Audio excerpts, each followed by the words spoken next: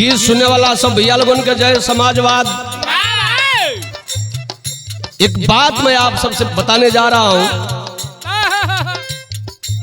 हमें खुशी है हमारे अयोध्या में भगवान राम का प्राण प्रतिष्ठान हुआ। पूरा देश खुश है, लेकिन एक ढोंगी बाबा ने एक लगने वाली बात बोला है।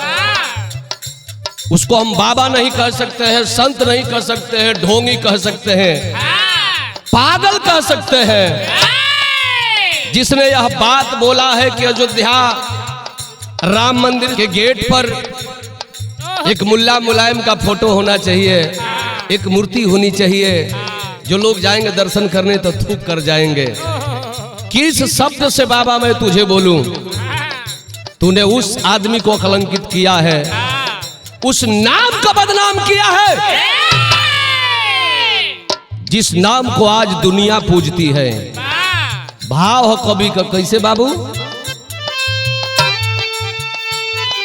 इतिहास पर क्यों करी,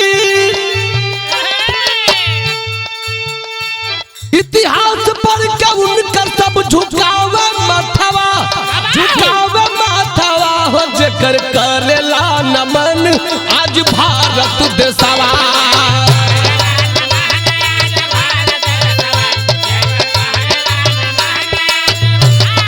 जिया जिया भारत देशवा आज करेला नमन उनकर।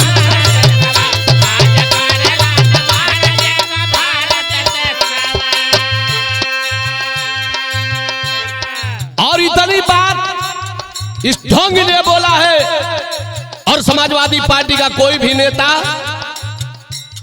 इस ढोंगी के ऊपर मुकदमा नहीं कराया। कहां छुपे हो, डर गए हो क्या इस भाजपा के सरकार में सभी लोग? गजब क्या नहीं किए माननीय मुलायम सिंह यादव जी हम गरीबों के लिए। और आज उनके न रहने पर एक पागल संत, एक पागल ढोंगी ऐसा शब्द बोले, धिक्कार है। भाव हो कवि को, अरे देहले नेताजी सब ही के सम्मान हो,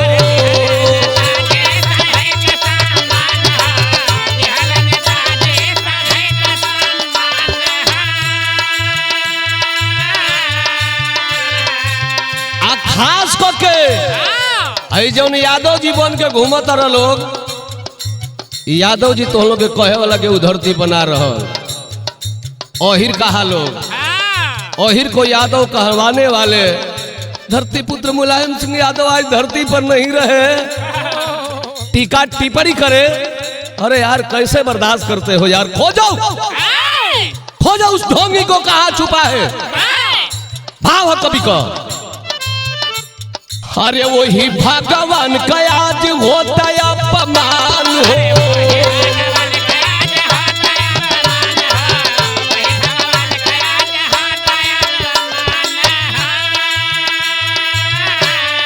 अरे यही ढोंगी का बात सुन,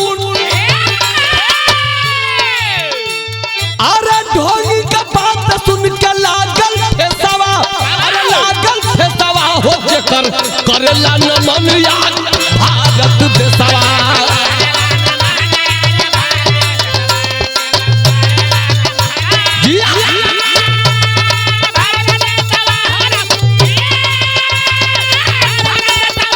अरे भारत देशवा हो जेकर करेला नमन।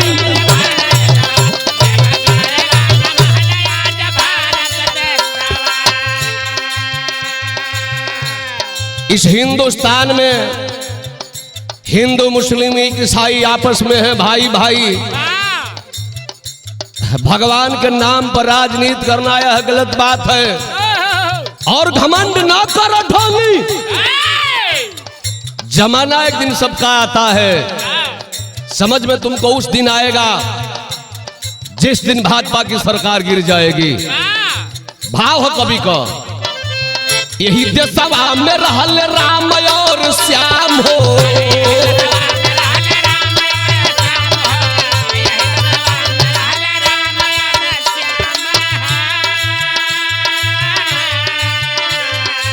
विश्व गुरु कहालाई मोर हिंदुस्तान हो।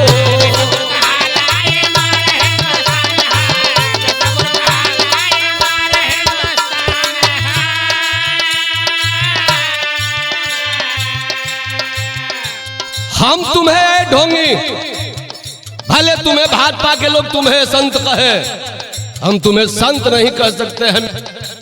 तेरे नाम पे थूक रहा हूं कि तू संत कहने के लायक ही नहीं है, इसलिए कह रहा हूं। चंडाल बाबा नवले, चंडाल बाबा नवले, साधु का भेदवा तज कर करेला नमन आज पूरा भेदवा।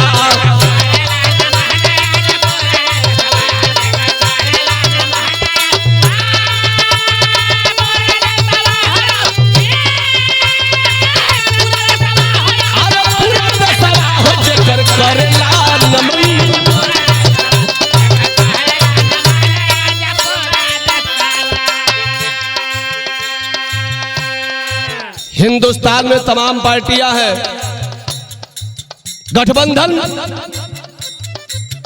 हो रहा है, चल रहा है।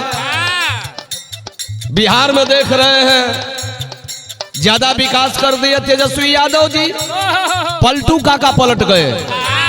का कहला, इसलिए मैं गरीब लोगों से कह रहा हूं, खास करके समाजवादी विचारधारा के लोगों से कह रहा हूं। क्या गीत की आखिरी लाइन है, कहे राम केवल अब जागो समाजवादी।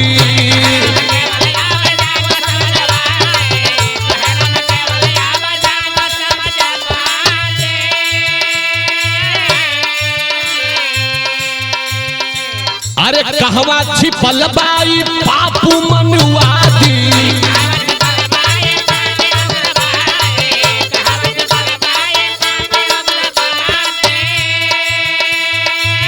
जब हमारे प्रदेश के मुख्यमंत्री साहब जोगी जी कह रहे हैं कि कोई एक थप्पड़ मारता है तो तुम 2 थप्पड़ मारो, यही एक बार हमारे नेता को गाली दिया है तो इस भाड़ुआ को मैं कई बार गाली दूंगा।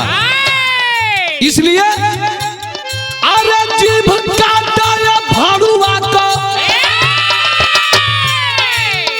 जीभ काटा या भाड़ुआ का मार के एड़वा, मार के एड़वा हो जेकर करेला नमन पूरा भारत देशवा।